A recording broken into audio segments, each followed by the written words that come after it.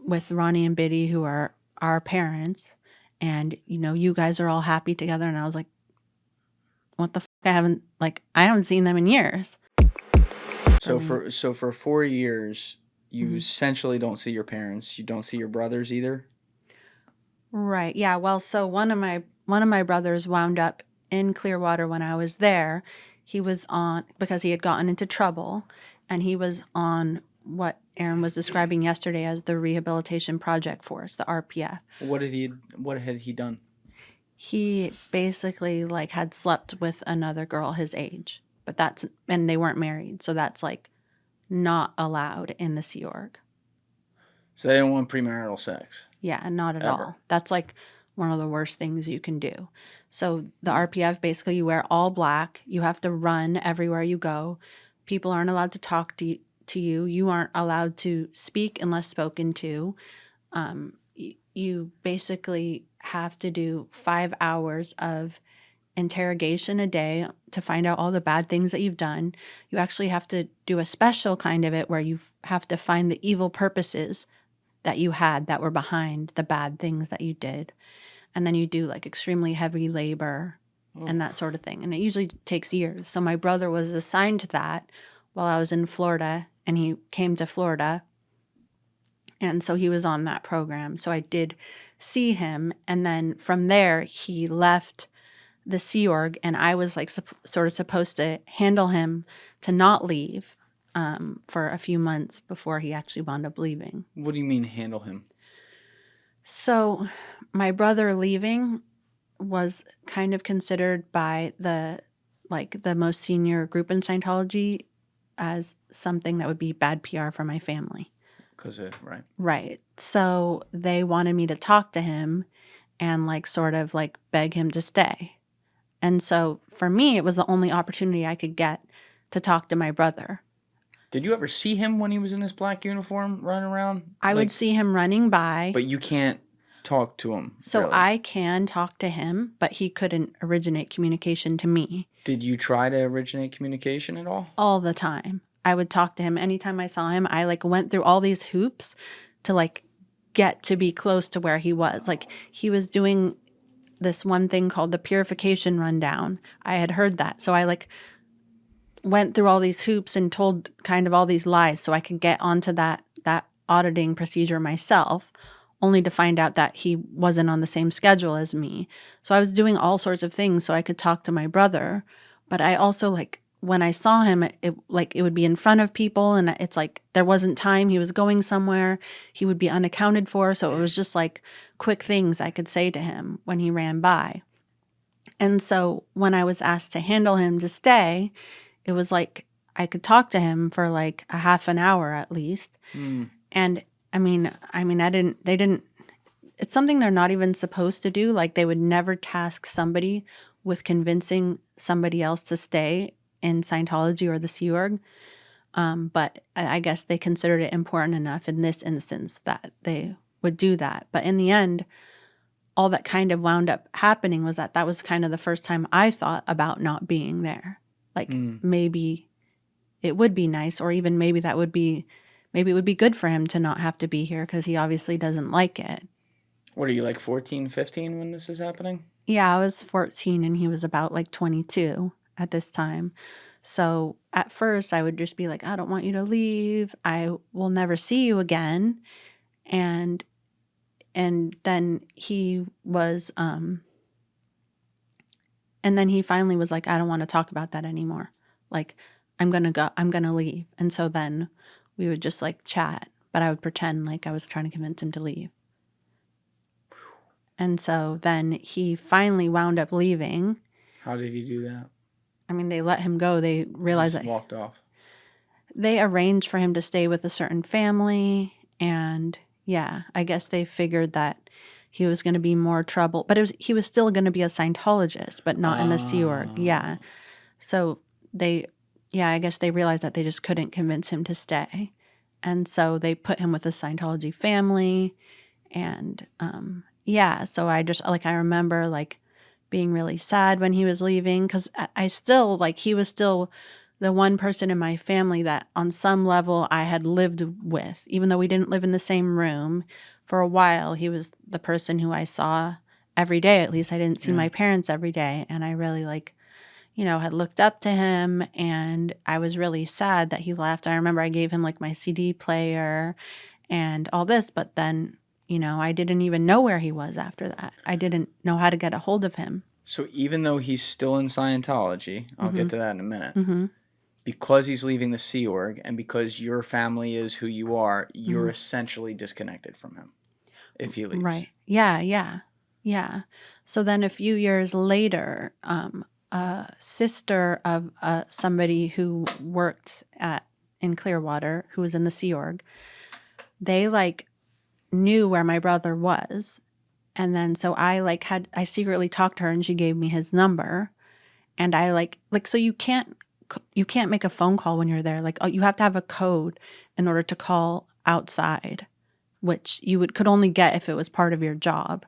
This is the late 90s right now, right? Yeah. So it's not like you have cell phones and there's no Right. landlines, you're saying. Well, there were landlines, but they were like normal ones. internal phones, and you had to enter a code on it in order to get like outside of their internal phone lines in order to just have it be a regular landline. Were you thinking that that could be tapped if you did that too?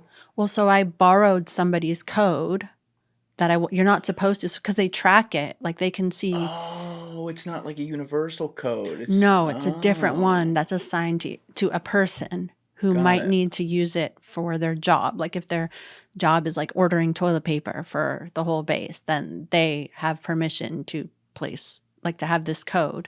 But they track every number that is called from that code, so they know who it goes back to. You know, they track it on the phone bill or whatever. So I like use that to call my brother. But you know, by the time, like, it was maybe like a year after he had left, and by that time he was just like pissed off at the world. He was like, I don't have a sister. And he was like, you're there with Ronnie and Biddy, who are our parents, and you know, you guys are all happy together. And I was like, what the fuck? I haven't seen them in years. Like, I'm in Florida, they're in California. So yeah, I didn't speak to him for many years after that. And that's the one commonality in a way from your life. Like the one thing that was always there for the most part, at least in the background, that you now don't have. And you're on an island by yourself. Your parents aren't around, your grandparents aren't around, your brother's now gone, you can't talk to him. You know, if he left the Sea Org though and stayed a Scientologist, you know, I'm just curious, when you were having the conversations before he left the Sea Org, did he mention or hint at, you know, that he had an opportunity to explore some realities of the outside world during those conversations? I mean, he was still young, so he was like telling me that he like wanted to be an actor or a comedian or something like that. And just like he didn't really seem to believe in Scientology. Oh, so when I like before I was 2, he was like 10 at that point. So he had actually had like he went to school and he was like in the outside regular world. And I think even since that time, he never wanted to be there. He had said it for years. I just didn't know that he was saying that the whole time. Because he knew.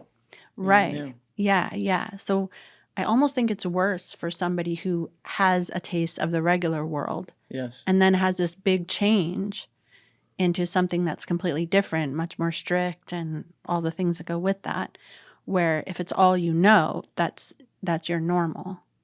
I mean, good for him for having an understanding of that, because like we were hearing from Aaron yesterday too, like you get groomed into it when you're a kid, even if you're in the real world. So you drink the Kool-Aid, you know, you're taught from your parents or whatever. So your brother somehow was able to at least be like, damn, I liked playing baseball or something like that. Right, like exactly. Actually feel his emotions, which that's got to be really hard to do in that type of position. So good for him. Well, it's almost harder to feel your emotions, though. Like, that's like torture. Yeah. And he wanted to leave since he was like, what, 10 years old? So we're talking about when he's 22. So basically like that entire time wanting to leave and not being able to. That's like Wow. your whole childhood. He must have felt like he had a prison sentence that he didn't know when it ended. Right. Yeah. I think so. Yeah. But he still doesn't leave all the way when he leaves the Sea Org. He still says he's a Scientologist. Was that just to like, because he was afraid of the alternative, meaning like in name only, or did he actually still, you think, believe in some of the concepts of Scientology? I think he believed in some of them, but in the end, if you leave Scientology, you will be declared a suppressive person, which sounds like, okay, who cares? But actually, everyone who you've ever known your entire life can now no longer speak to you. And imagine growing up somewhere where you have no education. So most Scientologists work for other Scientologists. So how's he going to get a job without an education, without knowing anybody? You can never speak to anyone in your family. He wouldn't have been able to speak to his own twin brother. And like, so where do you go at that point, So it's not just this label of disconnection or suppressive person. You lose everything.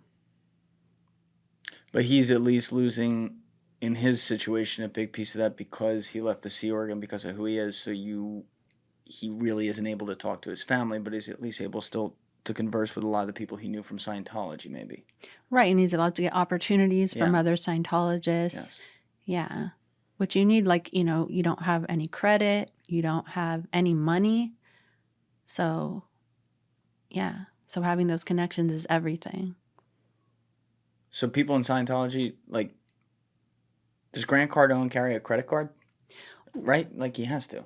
Well, so it's different. He didn't grow up in Scientology. He grew up in the regular in the regular world. So that's why sometimes my experience is maybe different than his, and different. Like my experience is obviously different than Tom Cruise's. But like, no, I had no credit card, and so when you grow up there in the Sea Org as a cadet, it's like if you leave, you're losing everything. Now, if you join as a 30-year-old and you've lived in the regular world and then you decide to leave, then you have whatever you had before that, maybe minus a few years of connections. So like a Leo Remini or a Danny Masterson who weren't in the Sea Org, but they were in it when they were a kid. Exactly. They have access to the real world in a way that you don't. Right. So Danny Masterson, Danny Masterson grew up in a house with his family, with a mom and a dad, went to school. So it's just completely different experience. You ever seen those videos? They're actually like really cruel, but the prank videos sometimes on TikTok where the family, like the parents and older brothers and sisters, will put the little kid under a blanket, and when they lift it, they act like they can't see them, and they're like, holy shit, he's gone. And the kid's like, wait, what? And he's like going up teaching them and trying to talk, and they don't see him. Or like maybe they feel him and they're like, holy shit. And then the kid starts freaking out because like they start crying every time because they're like, I'm invisible, I can't be seen. It's like actually really cruel. But like it's a similar, when I picture it, it's a similar type thing to the people, like in this case, your brother, who now that's kind of like if you passed him on the street, you might look at him and be like, but you got to keep it moving, or per 1,000-yard stare and pretend you didn't see him. Yeah. It's like a ghost. Yeah. Yeah. And that's how it is now. So like when I first started speaking out about Scientology, everyone who I knew in my entire life, my parents were already out by this point, and I left with my ex-husband. So it's not like I had nobody, but if I didn't have that, then I would have been fucked. Alone. Yeah. But everyone who I ever knew my whole life, everyone who I grew up with, they don't speak to me. They still don't. Thank you for watching the video, guys. If you haven't already subscribed, please smash that subscribe button and check out this clip's full podcast episode by clicking here or in the description below.